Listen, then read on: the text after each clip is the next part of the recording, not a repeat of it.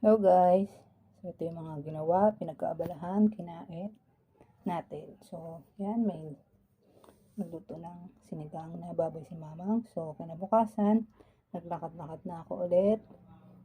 Mga 8 yan. So 30 minutes akong naglalakad sa umaga. So maganda rin yan para na arawan na rin tayo. And syempre vitamin D para lumakas din tayo. Di na ako umiinom ng ferrous and calcium kasi may nakapagsabi at may nabasa rin ako na nakakatigas daw ng pups yun. So, hindi mo na ako minom. Pero babawi tayo sa pagkain. Para hindi tayo mawala ng energy. Ayan. So, naglakad-lakad lang ako sa lugar namin. And sabi ni Dad, next time, huwag ko na daw lalayuan yung paglalakad. Kasi baka mamaya biglang sumakit yung tiyan ko at bigla akong ma-emergency. So, doon lang daw ako sa malalapit na mag-ikot.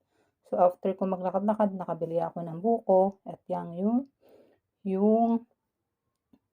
atikoy. So, nagluto rin ako ng pancit canton na may siomay. So, nilagyan ko ng talbos ng kamote para may source of iron tayo. So, ito, hapon na, naglakad-lakad ulit ako.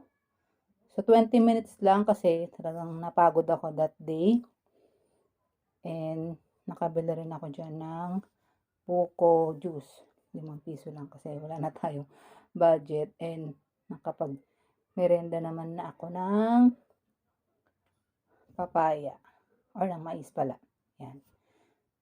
So, dumating si Dad. So, sabi niya, lulutuin niya na lahat ng siomay. And yung sausawan, nilagyan niya rin ng sibuyas. So, ang sarap ng may sibuyas.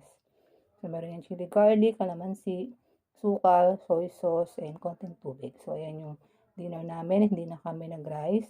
So, kinabukasan, parang napansin namin na medyo bumaba na yung tiyan ko. Nag-uusap kami na Dad niyan. Kaya gising ko lang. And, nag-almusal ako ng papaya. Lakad-lakad ulit.